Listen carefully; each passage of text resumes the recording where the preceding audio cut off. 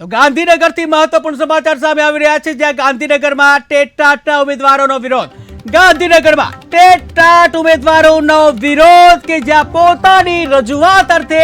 સચિવાલય આવ્યા હતા ઉમેદવારો, ત્યારે પોલીસનો 7 કોઠા જેવો બંદોબસ્ત જોવા મળ્યો કે જ્યાં માંગણીની રજૂઆત અર્થે પહોંચ્યા હતા ઉમેદવારો. ત્યારે સ્વર્ણિમ સંકુલ 1માં પ્રવેશ પહેલા પોલીસે તમામ ટેટ-ટાટ ઉમેદવારોની અટકાયત કરી. મહત્વપૂર્ણ સમાચાર સામે આવી રહ્યા છે ગાંધીનગરમાં કે જ્યાં ગાંધીનગરમાં ટેટ-ટાટના ઉમેદવારોનો જે વિરોધ જોવા મળ્યો છે, ત્યારે પોતાની રજૂઆત અર્થે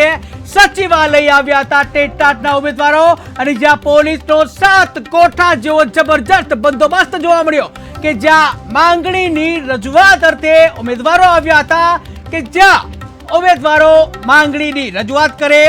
એ પહેલા તેઓની અટકાયત કરવામાં આવી કે જ્યાં સ્વર્ણિમ સંકુલ 1માં પ્રવેશ પહેલા જ પોલીસે જે ટેટ-ટાટના ઉમેદવારો છે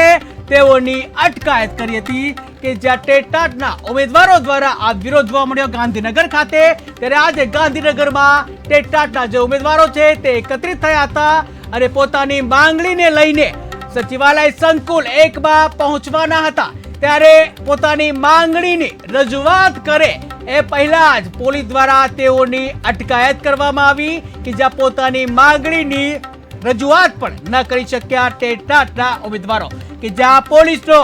7 કોઠા જેવો જે પોલીસ બંદોબસ્ત જોવા મળ્યો, પોલીસનો ચુસ્ત બંદોબસ્ત જોવા મળ્યો કે જ્યાં ટેટ-ટાટના ઉમેદવારો પોતાની રજૂઆત ન કરી શકે એને લઈને પોલીસ દ્વારા તમામ ઉમેદવારોની અટકાયત કરવામાં આવી કે જ્યાં આશાસ્પદ જે યુવાનો છે કે આટલું ભણી ગણી અને જ્યારે પોતાની માંગણી માટે પહોંચ્યા હતા, સ્વર્ણિમ સંકુલ 1માં પહોંચવાના હતા, ત્યારે પોતાની માંગણીની રજૂઆત કરે એ પહેલા જ પોલીસ દ્વારા તમામની અટકાયત કરવામાં આવી છે. 7 કોઠા જેવો જે કહી શકાય 7 કોઠા જેવો પોલીસ બંદોબસ્ત જોવા મળ્યો કે જ્યાં એક પણ ઉમેદવાર સંકુલમાં ઘૂસી ન શકે એ માટે થઈને 7 કોઠા જેવો પોલીસનો ચુસ્ત બંદોબસ્ત જોવા મળ્યો. ત્યારે જે યુવાનો જે કહી શકાય કે જે આટલું ભણી અને જે પોતાની માંગણીને લઈને જે આવતા હોય છે યુવાનો, એ જ યુવાનો પોતાની રજૂઆત કરે એ પહેલા તેઓની અટકાયત કરવામાં આવી હતી અને જેથી કરીને આ ટેટ-ટાટના તમામ ઉમેદવારો છે એ પોતાનો અવાજ, પોતાની માંગણી રજૂ નથી કરી શક્યા. રજૂઆત કરે એ પહેલા જ પોલીસ દ્વારા સ્વર્ણિમ સંકુલ 1માં પ્રવેશતા પહેલા તમામ ટેટ-ટાટ ઉમેદવારોની અટકાયત કરવામાં આવી.